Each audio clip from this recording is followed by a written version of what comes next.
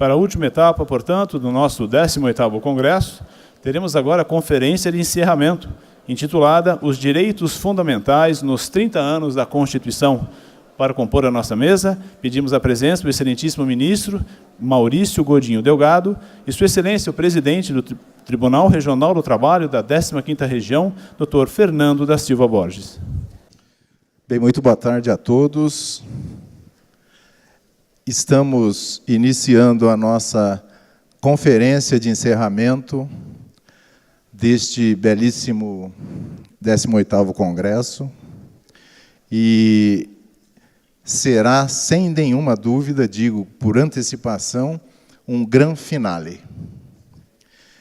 E digo isso com muita alegria e uma honra imensa de recebermos no nosso Congresso, no nosso tribunal, a presença do ministro Maurício Godinho Delgado, sem nenhuma dúvida, sem nenhum favor, um dos maiores juristas da atualidade no país, especialmente, então, na área do direito individual e do direito coletivo do trabalho. Ministro, receba o nosso agradecimento. Não foi fácil, gente, realmente não foi fácil. Eu não sou uma pessoa insistente, não faz parte da minha personalidade, mas com o ministro Godinho, eu fui insistente.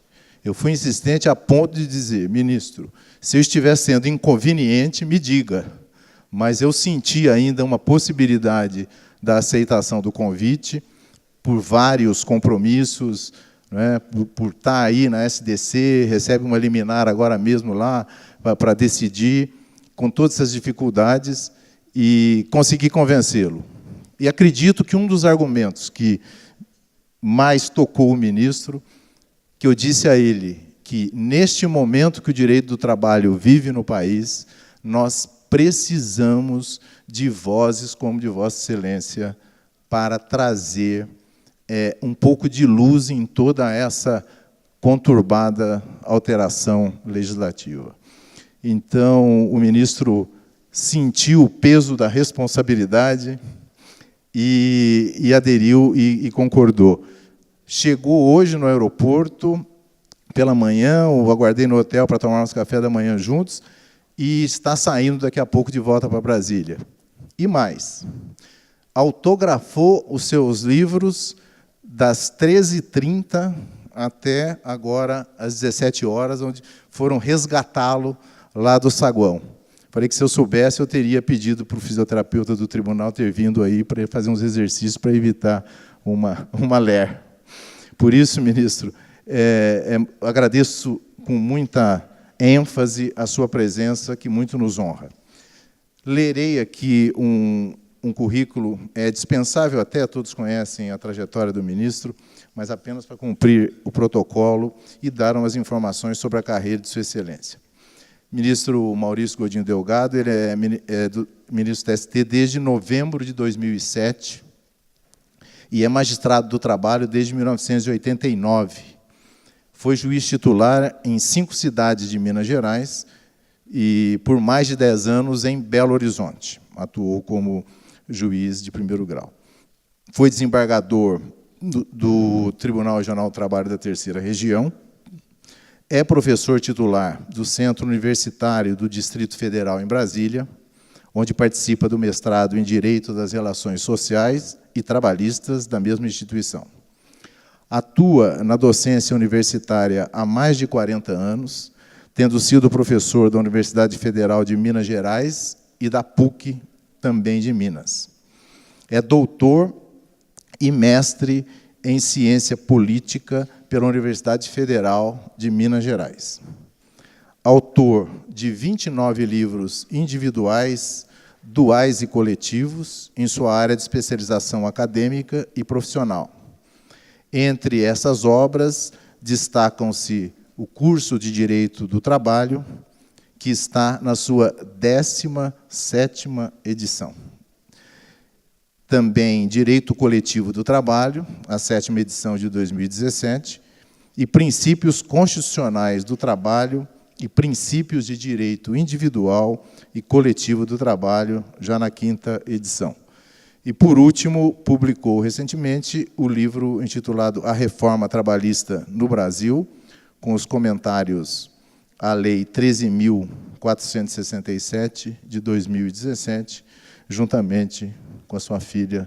Isso lhe deu, tenho certeza, um prazer especial, ministro.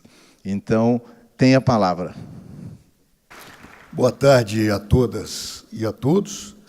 Meus cumprimentos e agradecimentos especiais ao desembargador presidente, conselheiro do CSJT, desembargador Fernando Borges, pelo convite, pela honra de me propiciar a vinda ao TRT da 15ª Região, comparecer a esse evento magnífico, portentoso, admirável e homenageado, sempre referenciado de uma maneira muito elogiosa em todo o país.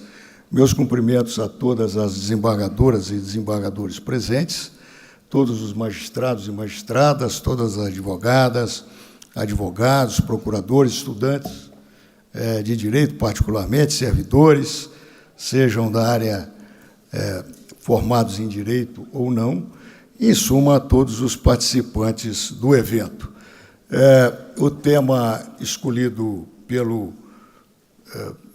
organizadores do evento é um tema, de fato, de grande importância, e quando o desembargador e conselheiro Fernando Borges me convidou, eu fiquei em dúvida se era pertinente a minha presença. Mas o caríssimo colega, magistrado, colega de CSJT também, me convenceu que eu teria condições de trazer algumas palavras para os colegas. Quero agradecer a gentileza dessa introdução, muito obrigado. Quero agradecer também a gentileza dos organizadores do evento, que me propiciaram nesse dia, que se iniciou realmente na madrugada, porque senão não chegaria a tempo em função de voos. Conforme nós sabemos, o nosso país é um continente, e fui muito bem tratado, presidente, como sempre fui, quando vim aqui, umas 2 vezes anteriores, em eventos desse magnífico TRT. O tema proposto diz respeito aos direitos fundamentais nesses 30 anos da Constituição da República. Eu gostaria de iniciar a abordagem desse tema inserindo a Constituição de 1988 no contexto histórico a que ela pertence. Não só pertence, mas é um dos exemplos mais admiráveis no constitucionalismo ocidental. A nossa Constituição, conforme sabemos, ela é elogiada pelos grandes constitucionalistas europeus, exatamente por ela ter incorporado toda a matriz do constitucionalismo de após Segunda Guerra Mundial, que é originário exatamente da Europa Ocidental, e, de certa maneira, explicitado com maiores detalhes, como é normal, já que a Constituição surgiu cerca de 40 anos depois das constituições originárias dessa fase do constitucionalismo, a nossa Constituição explicitou com maior detalhes as características mais marcantes desse novo constitucionalismo. E, a partir dessas características, é que nós temos que inserir o tema específico dessa apresentação, desse diálogo, que é os direitos fundamentais no aniversário de 30 anos da Constituição de 88, que será feito daqui a poucos meses, em 5 de outubro de 2018. A verdade é que esse constitucionalismo ocidental e europeu, é importante enfatizar essa característica aparentemente inusitada no direito, a característica geográfica e cultural, uma vez que o constitucionalismo ocidental ele se origina, sem dúvida nenhuma, de uma combinação entre as revoluções norte-americanas do século XVIII e da França, e também da Revolução, um pouco entre aspas, britânica, ainda do século XVII. Essa é a primeira fase do constitucionalismo, mas a terceira fase do constitucionalismo, onde a Constituição de 88 se situa, ela efetivamente é uma fase europeia, não é uma fase que tenha marcas significativas no constitucionalismo norte-americano, uma vez que ele advém do século XVIII e não sofreu renovações tão significativas quanto as ocorridas nos estados europeus e no território e na cultura europeia de após a Segunda Guerra Mundial. As grandes marcas desse novo constitucionalismo, os grandes pilares, são, conforme sabemos, fazendo uma rápida rememoração, o conceito de Estado democrático de direito ou de Estado de direito democrático. A denominação ela varia, naturalmente, em conformidade com as constituições. A Constituição portuguesa prefere falar Estado de direito democrático. A nossa Constituição prefere Estado democrático de direito. Outras constituições falam só em Estado democrático. Entretanto, independentemente da denominação, que não é, obviamente, o ponto central, sob o ponto de vista científico, o conteúdo do conceito é diferente. O conteúdo do conceito que chamaremos, em homenagem à nossa Constituição, de Estado Democrático de Direito, é um conteúdo novo, é um conteúdo desconhecido no constitucionalismo anterior, nas duas fases anteriores do constitucionalismo. Desconhecido, pelo menos, em sua integralidade, embora tenha tido, é claro, alguns prenúncios, alguns pressupostos construídos nas duas fases iniciais do constitucionalismo. E qual é esse conteúdo diferenciado do conceito estrutural de Estado Democrático de Direito? Em primeiro lugar, e pela primeira vez no constitucionalismo, a inserção da pessoa humana, do ser humano, da pessoa natural, no centro da ordem jurídica, no centro e no ápice da ordem jurídica. Para que não haja dúvida, a pessoa natural, nesse novo constitucionalismo, passa a ser um elemento central na construção do conceito de Estado, que é um conceito mais amplo do que aquele restrito do antigo liberalismo, que foi importante naquela época, 2 séculos, um pouco mais de 2 séculos atrás, há 220 anos atrás, um pouco mais, um pouco menos, mas que foi superado por essa inovação essencial da terceira fase do constitucionalismo de após-guerra na Europa Ocidental. A pessoa humana passa a compor a estrutura do Estado.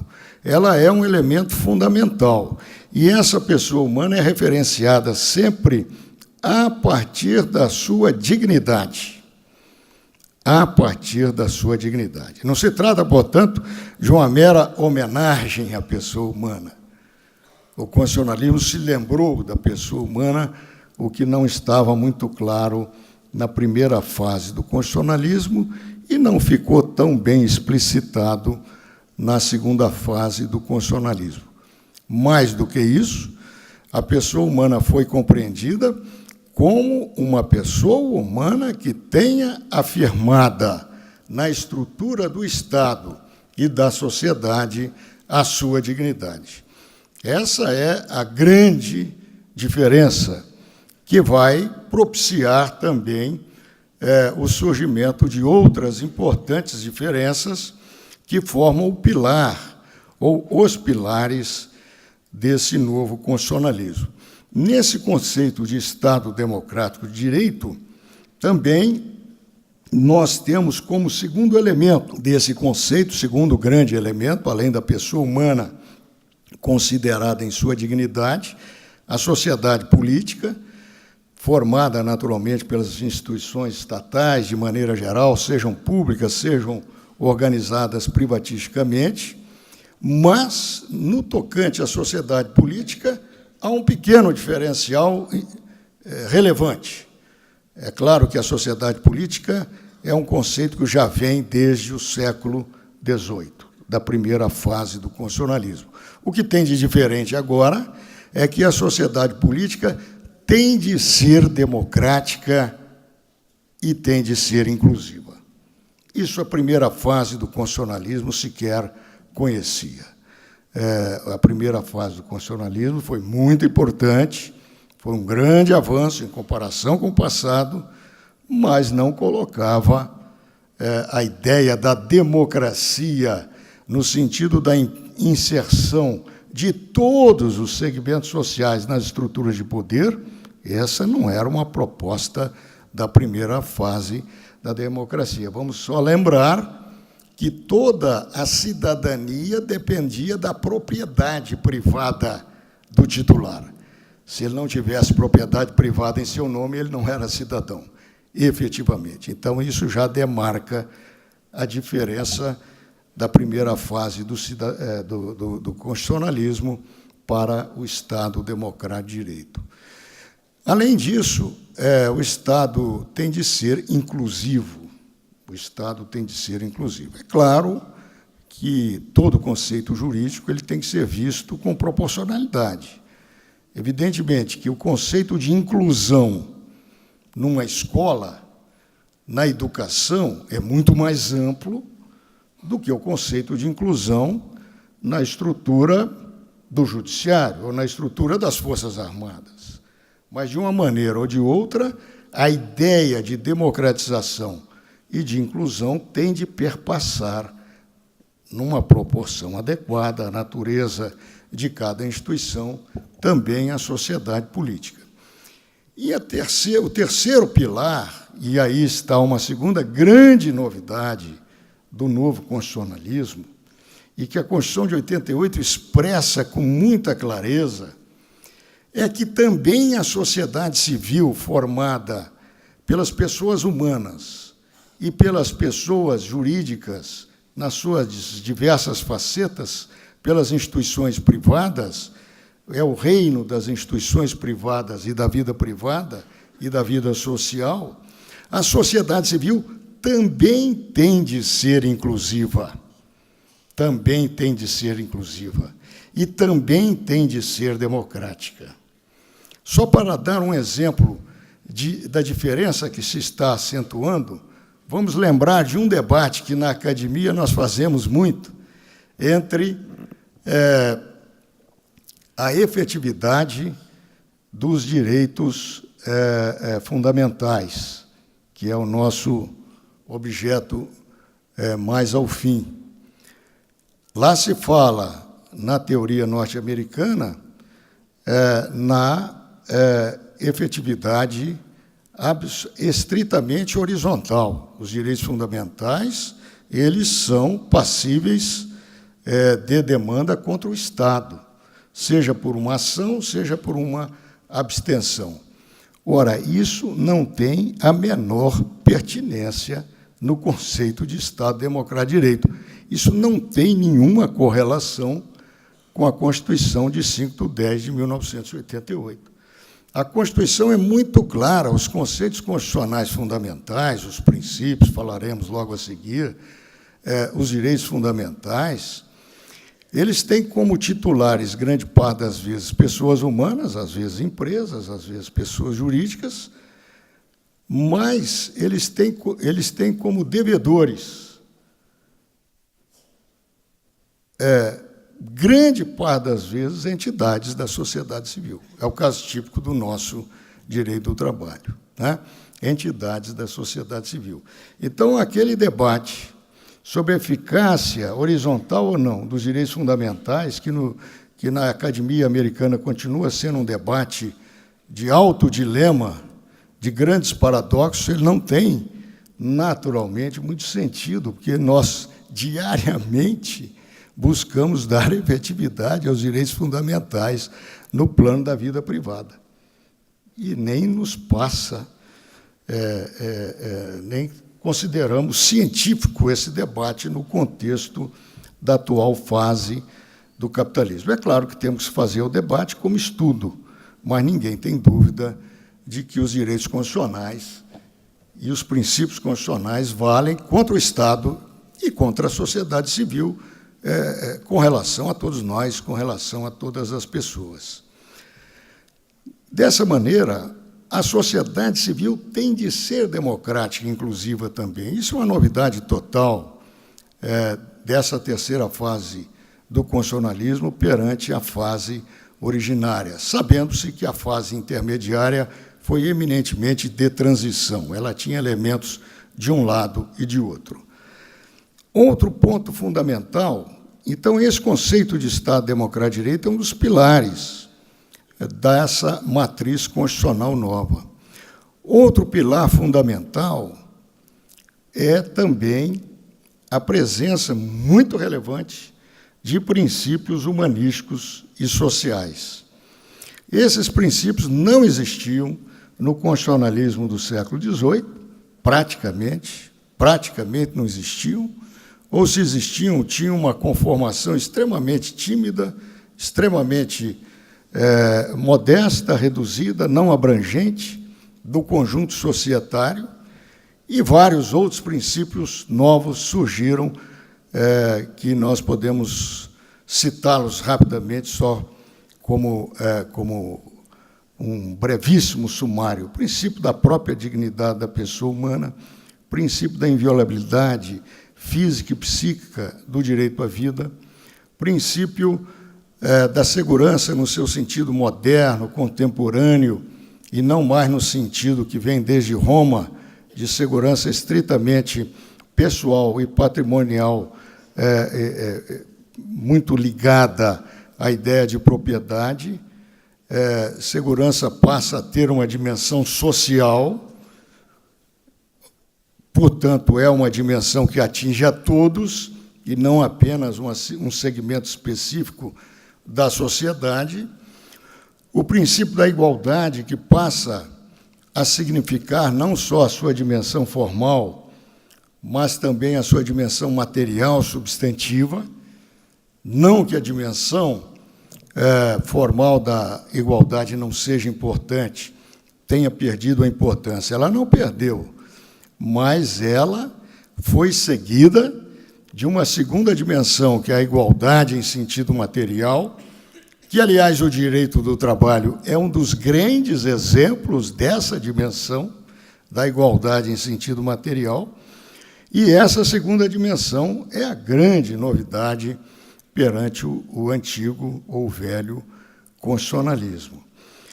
Vários outros princípios que antes não existiam enquanto tais, princípio da justiça social, o princípio da subordinação da propriedade à sua função social ou à sua função socioambiental, o princípio do bem-estar individual e social, que a Constituição expressamente trata da dimensão do bem-estar dos seres humanos, das pessoas humanas. A todo instante, a Constituição procura mostrar que a sua matriz não é um discurso vazio. A sua matriz não é uma promessa para não ser cumprida. A sua matriz é um projeto de estruturação do Estado e da sociedade viável, construído a partir das matrizes históricas de após a Segunda Guerra Mundial europeias, e, nesse sentido, também a ser realizada na República Federativa do Brasil desde 5 de 10 de 1988. Outro pilar desse novo constitucionalismo, muito importante, que nós hoje já introjetamos na sua larga dimensão, toda a academia também, toda a ciência do direito já tem isso como algo afirmado, tal como se fosse um truísmo, mas é recentíssimo, é a natureza normativa dos princípios jurídicos, coisa impensável antes de após a terceira fase do constitucionalismo iniciado depois da Segunda Guerra Mundial, natureza normativa dos princípios. E nessa natureza normativa, o que chama a atenção é que a maioria dos princípios efetivamente constitucionais são princípios de afirmação da pessoa humana, são princípios de afirmação da democracia, são princípios de afirmação da inclusão social. É claro que nós sabemos que há críticas a essa vertente principiológica nova, que tem apenas cerca de 70, 80 anos de vida na história do direito mundial. Mas as críticas, embora válidas do ponto de vista acadêmico, elas tocam apenas na má aplicação da concepção principiológica dos princípios. É claro que houve alguns exageros, né? Criaram-se princípios sem nenhuma correlação com a estrutura dos princípios. Eu me lembro de um texto em que dizia que no direito do trabalho nós tínhamos 74 princípios. O número é interessante porque eram 74, não eram nem 70 nem 80. E é claro que não tem 74 princípios no direito do trabalho, evidente, mas aí vai-se ao texto e se percebe que o autor, na verdade, está usando a expressão princípio mais como um artifício de linguagem, talvez para reforçar a tese, mas, obviamente, não é princípio. Um exemplo que eu me lembro era o princípio do intervalo de 1 hora para o rurícola. Obviamente, porque a lei do rurícola não trata exatamente desse intervalo de 1 hora e remete aos costumes da região. Hoje a matéria está relativamente superada pela jurisprudência. Então, esse livro é dos anos 90, logo após a Constituição. Então, na verdade, o mau uso eventual de alguma das ferramentas ou de algumas das balizas ou de alguns dos esteios e pilares da Constituição, naturalmente, o mau uso pode e deve ser criticado, como nós sempre fazemos, né? É o nosso papel também, né? Nós, juízes, nós, acadêmicos, nós, estudiosos, procuradores, advogados, o mau uso sempre deve ser criticado. Agora, o mau uso, primeiro, é residual, e, em segundo lugar, ele também não tem essa dimensão que se confere a ele, e muito menos invalida a natureza principiológica e normativa do novo constitucionalismo para justificar uma revivescência do velho positivismo de triste memória na história humana, justificador do despotismo ao longo da história, que era o que o positivismo fez em várias oportunidades. Então, esse novo constitucionalismo ele é uma espécie de barreira contra o autoritarismo, contra o despotismo, contra a segregação humana, a segregação social, e ele é efetivamente um remédio de alta eficácia e alta efetividade também no contexto do nosso novo campo jurídico constitucional. Outro ponto de grande relevância, outro pilar desse novo constitucionalismo é a concepção de direitos constitucionais fundamentais, que daqui a pouco aprofundaremos um pouco mais. Mas essa concepção ela tem uma certa história no constitucionalismo da primeira fase, é bem verdade, Mas o que o novo constitucionalismo fez foi ampliar de uma maneira considerável, de uma maneira substantiva também, de uma maneira essencial, na essência do conceito, a ideia de direitos constitucionais fundamentais, de modo a atingir searas jurídicas que sequer foram imaginadas no contexto do constitucionalismo anterior, do século XVIII, e que começaram apenas a ser tangenciadas no constitucionalismo de transição do início do século XX.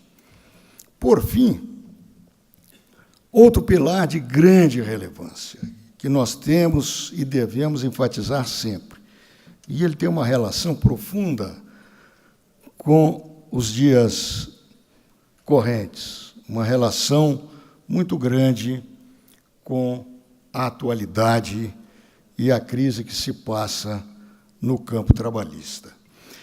A Constituição da República de 88 e o novo constitucionalismo também, e a Constituição do Brasil, deixou isso muito claro, muito enfatizado. Ela incorpora pioneiramente uma concepção de ser o direito, em geral, inclusive, é claro, o direito constitucional, mas também o direito em geral, em seus diversos segmentos, não um estrito instrumento de dominação, não um estrito instrumento de segregação e diferenciação, mas, essencialmente, como o direito sempre foi na história. O direito sempre foi na história. Até as revoluções liberais que começaram a abrir uma fenda nessa tradição jurídica. Mas o direito, para o novo constitucionalismo, tem que ser um instrumento de civilização, um instrumento de avanço civilizatório, um instrumento de avanço humanístico e social, e não um segmento de respaldo, consolidação, cristalização de diferenças criadas por razões diversas no âmbito da sociedade civil e até mesmo da própria sociedade política. Então, a ideia de direito como instrumento de civilização é um dos pilares do novo constitucionalismo e é um dos pilares da Constituição brasileira de 5/10/1988. Apontei 4 pilares, poderia ter apontado outros pilares, mas esses 4 estão fortemente vinculados ao campo social do direito, fortemente vinculados ao direito da Seguridade Social, ao direito do consumidor, ao direito ambiental e, obviamente, ao pioneiro desses 4 campos jurídicos que nós enquadramos como campo social do direito, o direito do trabalho. Seja o direito do trabalho no segmento individual, seja o direito do trabalho no segmento coletivo. E, de certo modo, como dentro de uma perspectiva instrumental, o direito processual do trabalho. Mas fiquemos no campo material do direito do trabalho.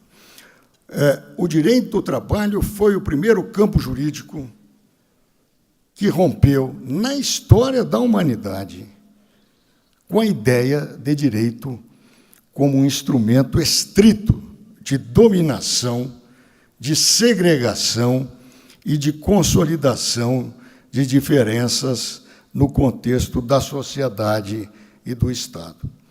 A primeira cunha que foi aberta nessa tradição que já tinha 7.000 anos de história, né, porque aconteceu essa primeira cunha no século XIX apenas, foi aberta pelo direito do trabalho. Foi o primeiro campo jurídico criado na história da humanidade que se estruturou como um campo sistemático de normas e de princípios já, desde o século XIX, voltados a assegurar uma cidadania àqueles que viviam de seu trabalho, particularmente o trabalho subordinado, coisa desconhecida até então na história da humanidade. Então, essa concepção de direito como instrumento de civilização, ela foi incorporada pelo novo constitucionalismo para o conjunto dos campos jurídicos.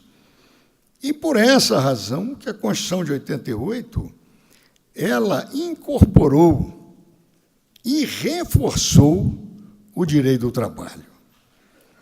Foi uma das grandes obras de sabedoria e de compreensão da sociedade manifestada pela Constituição de 88. O reforço que a Constituição trouxe para o direito do trabalho foi algo exponencial. No início da década de 1990, era muito comum se afirmar isso nos debates, iniciando a discussão e o estudo da Constituição, que o direito do trabalho tinha sido o grande vitorioso na Constituição de 1988. Sendo o direito do trabalho o grande vitorioso na Constituição de 88, a ideia de justiça social e a ideia de dignidade real da pessoa humana foram também as grandes vitoriosas na Constituição de 5 de 10 de 1988. Então, nesse contexto, nós temos que examinar o conceito de direitos individuais e sociais fundamentais e a sua abrangência ao direito do trabalho a partir dessas 4 grandes premissas. E no quadro da Constituição de 5 de 10 de 88, não há nenhuma dúvida, não pode haver dúvida, e a Constituição foi cuidadosa em não permitir essa dúvida, de que os direitos individuais, que são também sociais, mas são, antes de tudo, individuais, eles têm uma titularidade, e essa titularidade, regra geral, tende a ser o indivíduo que vive do trabalho, que é tantas vezes enfatizado pela Constituição da República, ao falar na valorização do trabalho e do emprego, aliás, outro princípio constitucional muito enfatizado e repetido. Os direitos individuais e sociais, eles são, evidentemente, direitos fundamentais constitucionais. Vejam bem que a Constituição, é claro, a Constituição não é um livro científico, a Constituição não é um livro didático, a Constituição não é uma cartilha de diálogo com a população ou com a própria área jurídica. Mas ela explicita com muita clareza, através de várias fórmulas que ela adota, algumas absolutamente inovadoras, explicita com muita clareza que a sua concepção de direitos fundamentais abrange, sim, os direitos trabalhistas. Em primeiro lugar, por uma marca que é uma absoluta inovação. Uma absoluta inovação. Ela coloca os direitos individuais, sociais, trabalhistas e também os direitos coletivos no título 2 dos princípios dos direitos e garantias fundamentais. Para não deixar nenhuma dúvida de que o campo trabalhista faz parte direta, imediata e automática do título 2 da Constituição da República. É muito difícil, é preciso de muito artificialismo, até um pouco mais do que artificialismo, para não se enxergar que o capítulo 2 do título 2 é seguinte ao capítulo 1 do título 2, e que ambos compõem o título 2.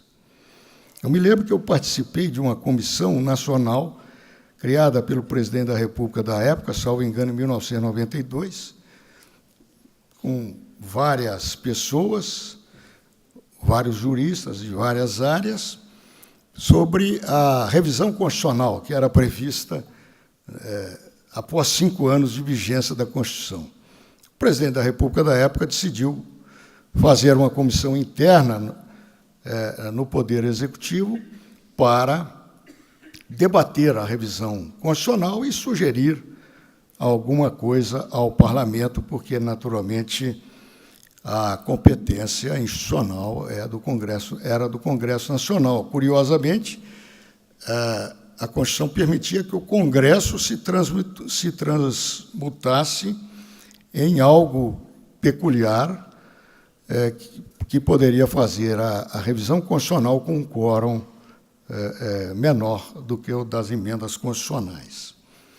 Acabou que, felizmente, a oposição geral da sociedade e dos juristas à revisão constitucional prevaleceu e houve uma pequena modificação tópica na revisão. Mas o presidente da República, exercendo seu papel, montou uma comissão para auxiliar o debate. E, nessa comissão, um dos grandes debates foi colocar o direito do trabalho no seu lugar próprio, que era lá no fundo da Constituição, na ordem econômica social. Felizmente, não prevaleceu esse entendimento.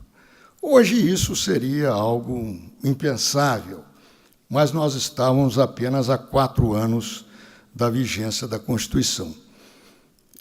Eu ouvi argumentos de que tinha sido um erro técnico do Constituinte, que não compreendia bem a estrutura de uma Constituição. Não. Era uma escolha constitucional enfática para dizer que os direitos individuais e sociais trabalhistas são direitos fundamentais. E não há como se falar em Estado democrático de direito se não der efetiva consistência à afirmação do ser humano no mundo do trabalho, a afirmação do trabalho e, particularmente, do emprego. Outra demonstração cabal da Constituição é que, evidentemente, os direitos sociais, embora o título do capítulo 2 fale direitos sociais, mas os direitos sociais não existem abstratamente. Não existe FGTS genérico, não existe hora extra sem uma pessoa humana trabalhando, não existem os direitos trabalhistas, em suma, poderíamos citar vários, sem um titular individualizado. Mas esse direito ele é individual e, ao mesmo tempo, pelas suas peculiaridades, ele é social. Então, nessa medida, fica muito claro na Constituição da República que, quando se trata dos direitos trabalhistas, se trata de falar-se em direitos sociais, mas também com toda a ênfase em direitos individuais fundamentais da pessoa humana. Direitos individuais fundamentais da pessoa humana. Nós percebemos, é claro, que no constitucionalismo tradicional, esse enquadramento não existia. No primeiro constitucionalismo, sequer se reconhecia a existência do direito do trabalho. Isso é natural. Era o início do capitalismo, era o início das revoluções liberais. Já a segunda fase do constitucionalismo teve como grande marco, como grande peculiaridade, como grande carisma, a circunstância de ter aberto a cunha no constitucionalismo tradicional precedente para afirmar que existiam também pessoas humanas e, particularmente, problemas comuns às pessoas humanas e problemas graves, como eram os problemas relativos à Seguridade Social, que era uma inovação, e os problemas relativos ao mundo do trabalho, que já eram mais bem explicitados desde a segunda metade do século XIX. Mas apenas a partir da terceira fase do constitucionalismo, conforme dito, é que esses direitos individuais sociais trabalhistas passam a ser compreendidos como algo fundamental para se realizar concretamente e se dar consistência a vários conceitos constitucionais decisivos, como o conceito de Estado Democrático de Direito, de princípios constitucionais humanísticos sociais e de Constituição e ordem jurídica como instrumento de civilização. Então, nos 30 anos de comemoração da Constituição de 1988, nós temos que rememorar, efetivamente, a matriz da Constituição de 88. Evidentemente, quando nós fazemos uma análise meramente conjuntural de qualquer situação, e muito mais as situações históricas de caráter social, nós temos uma certa dificuldade, estamos todos envolvidos, trabalhando, temos uma série de desafios de perceber o direcionamento de certos fatos sociais e de certas realidades sociais, inclusive jurídicas. Mas, na verdade, o que direciona a ordem jurídica do país é a Constituição da República Federativa do Brasil. E todas essas marcas estruturais da Constituição não foram e não podem ser alteradas. E, naturalmente, a ordem jurídica infraconstitucional tem que se adequar a essas marcas constitucionais fundantes. São as mesmas de 5/10 de 1988.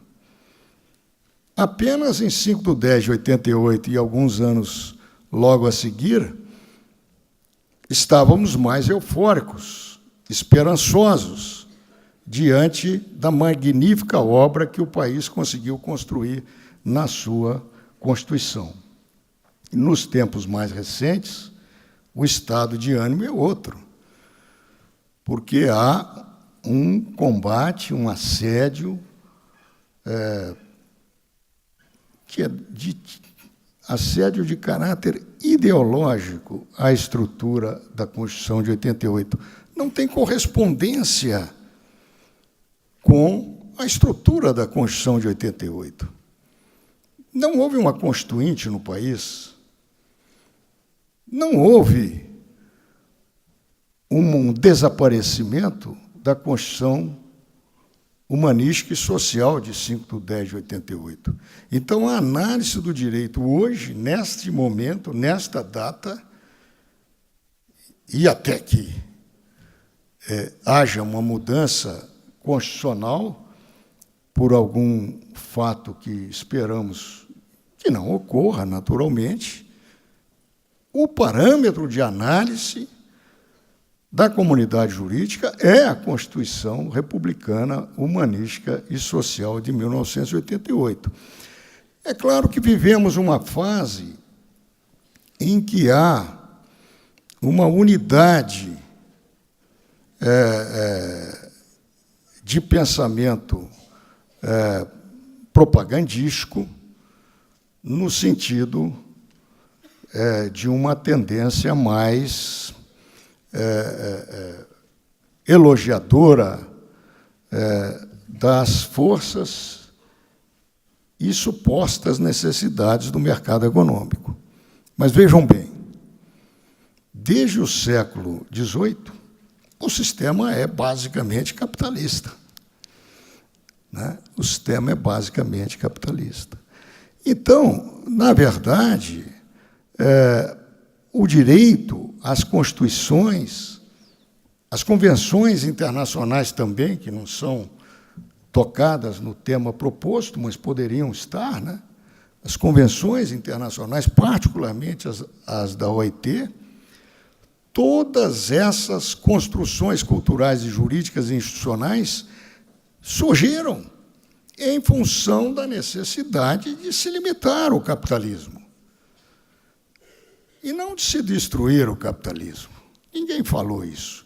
As propostas de destruição do capitalismo foram aquelas propostas que compuseram os estados chamados do socialismo real, mas isso não está em debate. Trata-se apenas de se controlar o darwinismo, que é inerente ao sistema econômico, se ele não passar por um cotejo civilizatório propiciado pelo direito.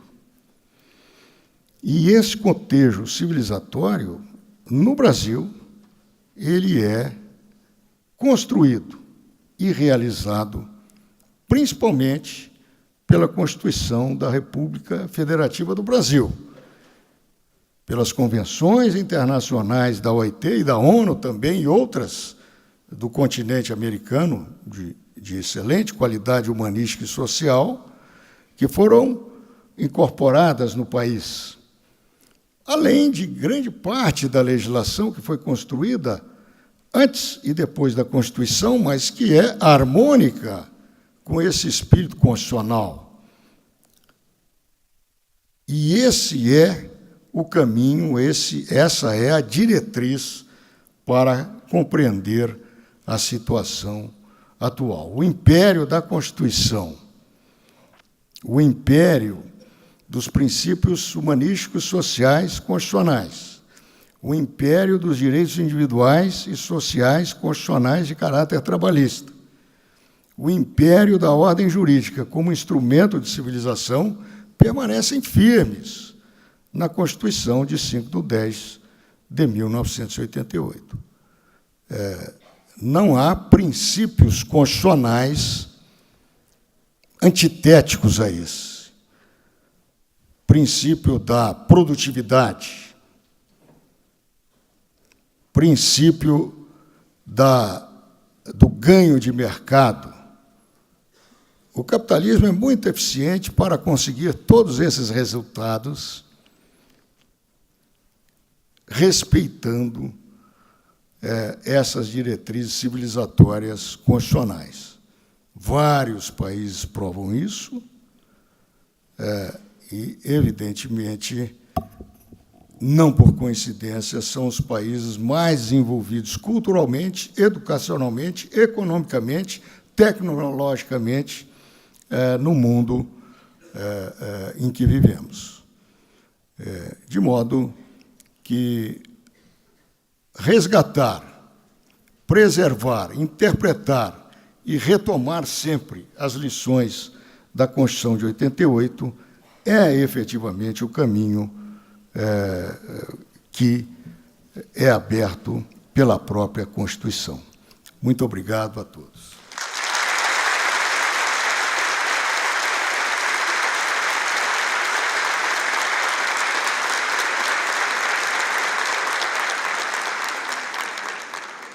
Bem, eu não me arrependo da minha insistência. Ela foi realmente compensatória, ministro Godinho. Uma aula magna sobre a Constituição Federal, que muitos daqueles legisladores, em alguns momentos ou em vários momentos, esquecem que a liberdade de legislarem tem barreiras nos princípios e nos dispositivos constitucionais. Como Vossa Excelência bem lembrou, desde 1988, nós temos todas essas garantias, nós temos uma Constituição absolutamente avançada na questão dos direitos fundamentais. Citei aqui, na minha manifestação de abertura do Congresso, ontem pela manhã, um comentário, inclusive, do constitucionalista Canotilho, quando ele fez uma referência e uma comparação entre a Constituição portuguesa e a Constituição brasileira, destacando esses avanços, em termos mundiais, inclusive, no aspecto dos direitos sociais. Lamentavelmente, nós não vemos isso na prática. Quando Vossa Excelência se referiu a países europeus e que tem o capitalismo, é o capitalismo que impera, não impede, pelo contrário, aconselha que os direitos sociais, que os direitos mínimos sejam respeitados. E isso é bom para quem trabalha, é bom para quem produz, é bom para quem vende e é bom para quem arrecada. Ou seja, todos ganham com uma economia em movimento. E para se ter uma economia em movimento, num país, o Brasil, como que temos 100 milhões de pessoas com a mão de obra disponível para o trabalho, bem remuneradas, isso significaria uma economia pujante em todos os aspectos. Visitei recentemente, de uma viagem à Suécia, num compromisso do tribunal, e estive numa empresa da Suécia, onde é uma empresa conhecida, onde aquele que nos apresentou os princípios que a empresa promove, antes de nos levar ao setor da fábrica, colocou quais são os princípios que a empresa estabelece como prioridades.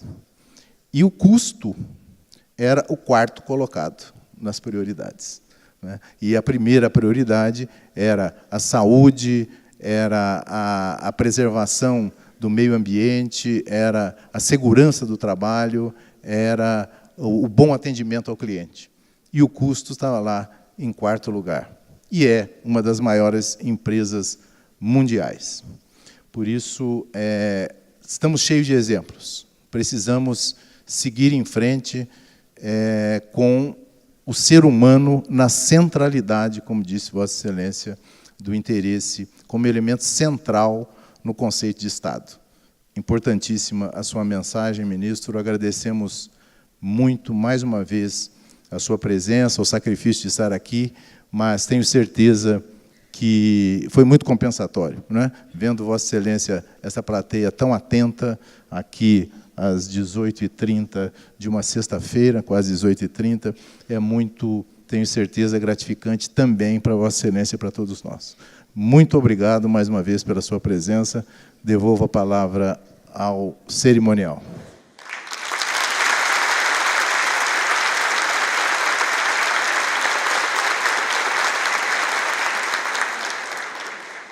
Passando, então, para a nossa cerimônia de encerramento do 18º Congresso, ouviremos agora Sua Excelência, o desembargador Manuel Carlos Toledo Filho. Eu só queria pedir aqui, a pedido do ministro Godinho, que tem um voo daqui a pouco para Brasília, então ele iria participar do nosso encerramento, mas, infelizmente, não será possível. Então, mais uma vez, agradecemos a presença, ministro, um ótimo retorno a Brasília e leve um grande abraço aqui de todos nós a essa belíssima conferência de Vossa Excelência. Muito obrigado.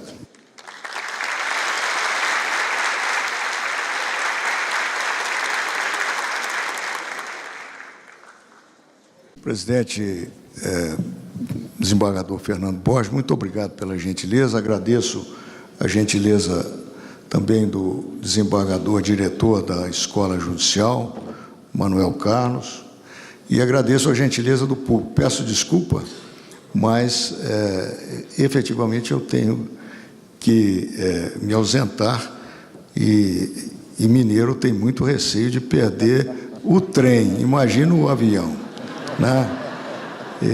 Então agradeço demais a gentileza com que todos vocês me trataram e, mais uma vez, a honra do convite. Muito obrigado, presidente.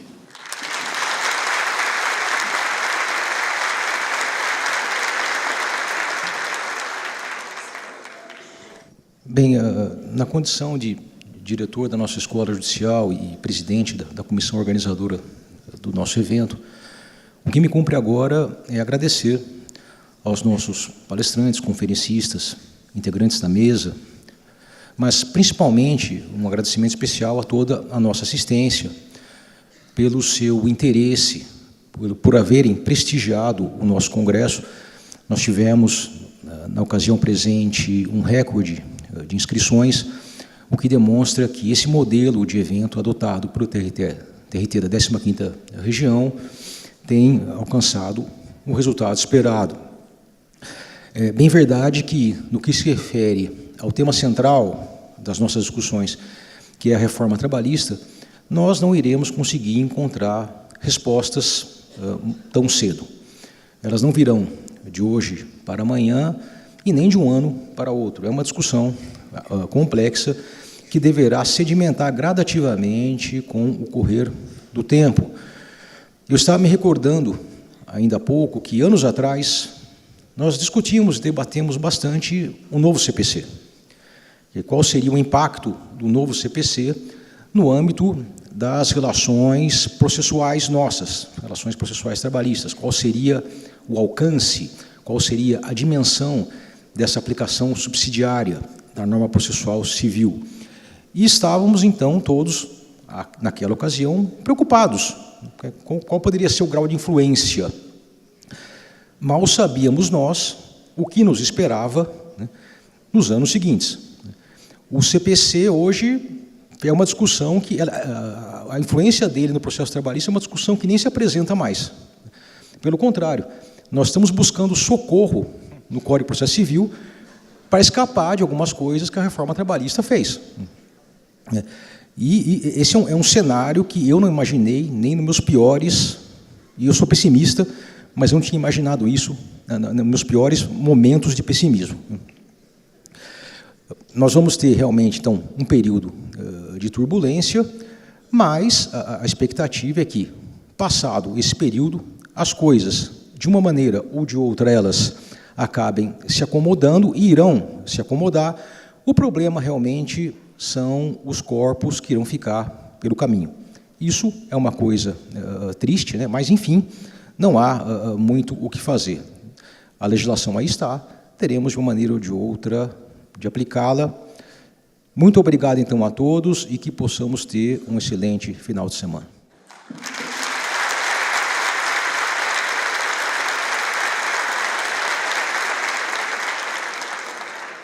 Bem, é muito gratificante ao presidente do tribunal ter a oportunidade de presidir um congresso com essa magnitude. O nosso tribunal, já na 18ª edição, consegue realizar um congresso com tantas pessoas, com juristas, com tantos professores, ministros, que nos trazem, muitas vezes, luzes ao debate, na maioria das vezes, em situações mais delicadas, como estamos passando, às vezes saímos com mais dúvidas do que certezas, mas isso é próprio do direito, do debate, e é isso que temos que fazer. Como disse o desembargador Manuel Carlos, estamos diante de uma legislação que está posta, e, diante dela, nós temos que nos manifestar, nós temos que que analisar, que estudar, que interpretá-la, mas, acima de uma legislação ordinária, como sabemos, na hierarquia das leis, temos outras normas que, diante da sua comparação, surgem as aplicações. Mas os debates realmente serão muito longos, e até que se assente a jurisprudência sobre tantos temas, é um percurso realmente longo. Mas, de qualquer forma, o que me resta, efetivamente, é agradecer, neste momento, a todos aqueles que contribuíram para a realização desse magnífico evento, onde tivemos o maior número de, como já foi dito, de inscritos. Houve, inclusive, impossibilidade de algumas inscrições agora no final, em razão da ausência de vagas. Então, isso realmente nos deixa muito satisfeitos. Agradecer a todos os palestrantes e presidentes de mesa que aqui participaram. Agradecer aos congressistas, não é? Sem essa participação tão maciça, o brilho do evento não seria o mesmo. Gostaria de agradecer à comissão organizadora do evento, desembargador Manuel Carlos, presidente da comissão organizadora e diretor da nossa Escola Judicial, a desembargadora Ana Paula Lockman, vice-diretora e integrante também da comissão, desembargador Francisco Giordani, membro da comissão, a desembargadora Rita Pencal, por toda essa colaboração e por todo esse trabalho magnífico. Agradecer ao nosso Instituto Jurídico de Incentivo ao Estudo do Direito Social, o INGIEDES, na pessoa da desembargadora Eliana Felipe Toledo, nossa ex-presidente e única mulher a ter presidido o nosso tribunal, e a coordenadoria de comunicação social do tribunal, na pessoa do Roberto Babini, e ao agradecer a todas essas coordenadorias e sessões, gostaria que todos aqueles que a integram se sentissem homenageados. A sessão de imprensa, na pessoa da Ana Cláudia de Siqueira, a sessão de cerimonial, na pessoa da assistente-chefe, a Cecília de Castro Gutierrez, a sessão de multimídia, na pessoa do assistente-chefe Pedro Luiz Borges Júnior, a assessoria de segurança e transporte, na pessoa do coronel Carlos de Carvalho Júnior, a sessão de Copa, na pessoa da assistente-chefe Silvia Regina de Paula Rosa, os garçons que nos serviram aqui na sala reservada, na pessoa do Marcos Luiz Félix, a todos os nossos patrocinadores que colaboraram para a realização desse evento, a Caixa Econômica Federal, a General Motors, a Samsung, o Santander e a Tel Telecomunicações, e, obviamente, o apoio da Prefeitura Municipal de Paulínia, na pessoa do prefeito, o senhor Dixon de Carvalho, na sessão desse belíssimo teatro para a sua realização, também a secretária de Cultura do município de Paulínia, a senhora Janaína Padovani, a Unimed Campinas pelo apoio, a Polícia Militar também pelo grande apoio na questão da segurança e a Guarda Municipal de Paulínia. Então, imagino não ter esquecido, e se esquecer alguém, que me perdoe, mas, por trás de toda essa estrutura de um congresso, nós temos muitas pessoas que não aparecem, e eu sempre faço questão de ressaltar a colaboração de todos. O presidente recebe os parabéns, né, e o presidente da comissão também, mas o trabalho desse pessoal na retaguarda, sem eles, nada aconteceria. Então, peço a todos uma salva de palmas para todos os colaboradores.